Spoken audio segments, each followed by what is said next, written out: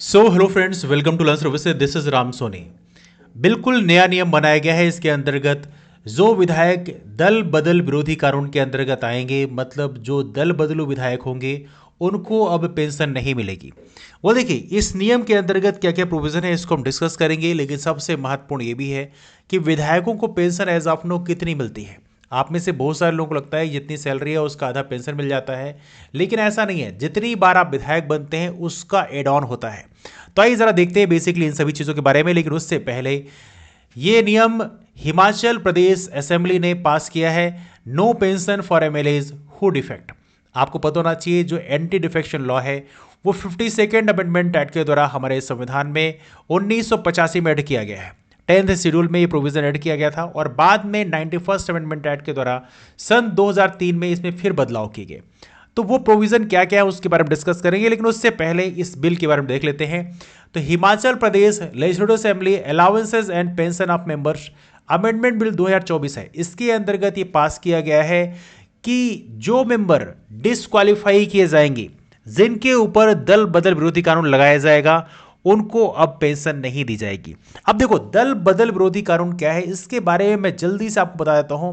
देखिए, हमारे यहां पहली बार दल बदल विरोधी कानून 52nd अमेंडमेंट एक्ट के द्वारा लाया गया 1985 में। 1985 में जो दल बदल विरोधी कानून लाया गया, इसमें यह बोला गया कि कोई एक विधायक दो विधायक अलग होते हैं तो उस कंडीशन में उनकी विधायकी चली जाएगी।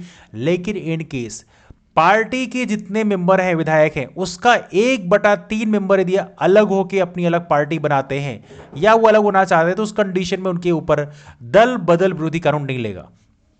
लेकिन अनफॉर्चुनेटली मायावती जी की पार्टी के साथ में एक ऐसी घटना घटी 2002 या 2003 में, जबकि उनके पास 99 विधायक थे और उनकी पार्टी से लगभग 35 विधायक अलग हो गए। उसके बाद आनन फानन में केंद्र सरकार, उस समय अटल बिहारी वाजपेयी प्रधानमंत्री होते थे, यह बात है 2003 की।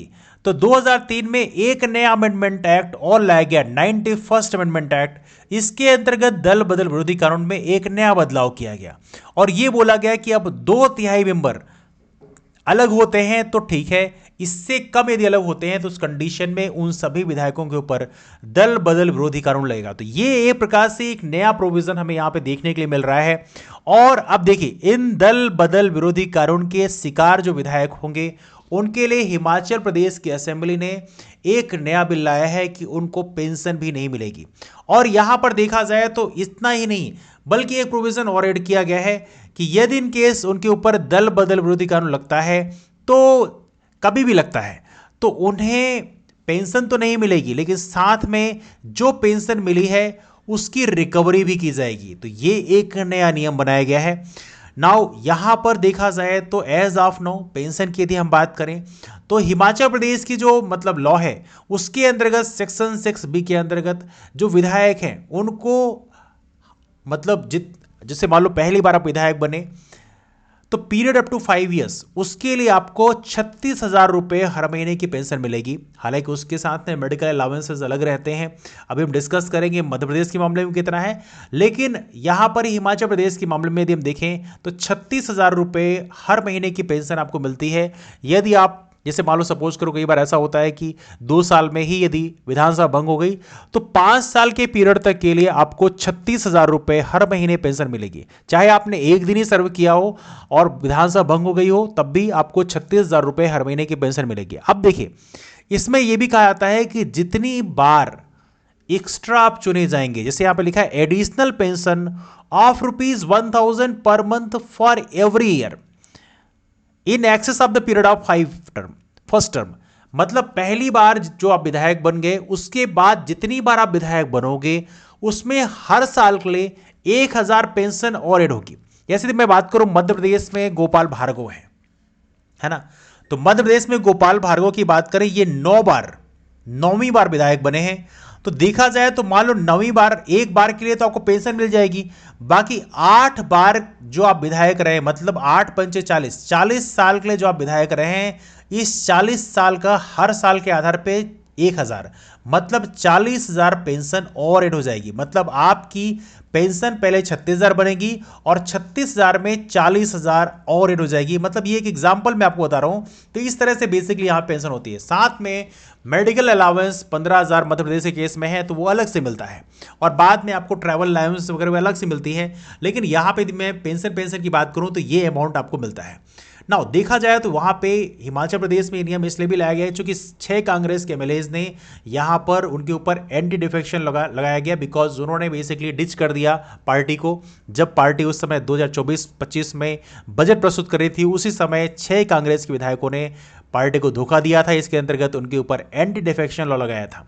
इसके लिए हिमाचल प्रदेश की विधानसभा ने एक बड़े स्टेप को यहां पर फॉलो किया है, जो अपने आप में अन्य राज्यों के लिए भी एक प्रेसिडेंट बन सकता है। ऐसा आपने यदि मध्य प्रदेश की बात करें, मध्य प्रदेश के नियम थोड़े अलग है। मध्य प्रदेश में 20,000 रुपए हर महीने की पेंशन दी जाती है शुरू के पहले टर्म के लिए, और उसके बाद जितनी बार आप और विधायक रहते हैं, मतलब हर साल के आधार पर, जैसे मान लो गोपाल भार्गव जी की बात करें तो गोपाल भार्गव जी 9 बार विधायक रहे हैं, है ना। तो पहली बार के लिए तो चलो 20,000 रुपए मिल गए। उसके बाद 8 बार के लिए आपको हर साल के आधार पर, जैसे 8 बार विधायक रहे मतलब 8 गुणे 5 जाएगा, 8 पंचे 40, 40 साल और विधायक रहे, है ना, पहले 5 साल के अलावा। तो 40 गुणे 800 ये और ऐड हो जाएगा, मतलब 8 चौक 32,000 रुपए आपको पेंशन और ऐड हो जाएगी। कितने में? 20,000 रुपए में। अब देखो ये तो है ही है, लेकिन इसके साथ में यहां पे और लिखा है आपको मिलेगा मेडिकल अलाउंस 15,000 रुपए हर महीने, तो ये भी आपके पेंशन में ऐड हो जाएगी। इसके अलावा आपको रियल ट्रैवल कूपन भी मिलते हैं एक्स मेंबर्स के लिए, तो ये सारी फैसिलिटी मिलेगी। इवन यदि आप पेंशन की बात करो तो हमारे यहाँ कुछ लोग ऐसे भी हैं जिनको बहुत ज़्यादा पेंशन मिलती है। ये एक आरटीआई लगाया गया था जिसमें हिमाचल हरियाणा के जो पॉलिटिशियंस हैं उनका पता लगाया कि कितना पेंशन मिलती है। तो यहाँ पे देखिए कैप्टन अजय यादव कांग्रेस के हैं, इनको 2,38,000 रुपए की पेंशन मिलती है। 6 बार ये रहे हैं। तो अब देखो यहाँ पर जो चीफ मिनिस्टर्स हैं उनकी पेंशन ज़्यादा हो जाती है। एवं यदि आप मेंबर ऑफ पार्लियामेंट थे, एमएलए भी थे, तो उन दोनों की अलग अलग पेंशन ऐड होगी, है ना। जैसे यहाँ पे आप देखोगे ये स्पेशल केस है, लुक एट हियर। यहाँ पे राघव जी के यदि हम केस की बात करें तो 3 बार विधायक रहे, 4 बार सांसद रहे। तो यहाँ पे पूर्व विधायक के लिए 43,000 रुपये पेंशन मिलती है। फिर पूर्व सांसद की पेंशन के लिए यहाँ पर इनको 25,000 रुपये पहले टर्म के लिए, और बाकी दूसरे टर्म के लिए 10,000 रुपये पेंशन अलग से। तो इस तरह से बेसिकली इनका सब कुछ डाउन होकर 1 लाख रुपये तक पेंशन हो जाती है। और यहाँ पे यदि आप हरियाणा की केस की बात करें तो हरियाणा में कुछ पॉलिटिशियन ऐसे हैं जिनको पेंशन 2 लाख से भी ऊपर मिलती है।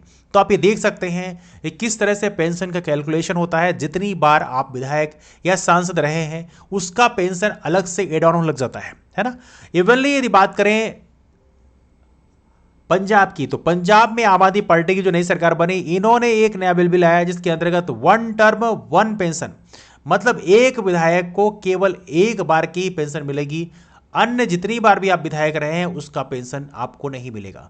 तो ये प्रोविजन आम आदमी पार्टी सरकार के द्वारा लाया गया, जो कि एज ऑफ नो पंजाब में जिनकी गवर्नमेंट है। तो ये रहे पेंशन के नियम।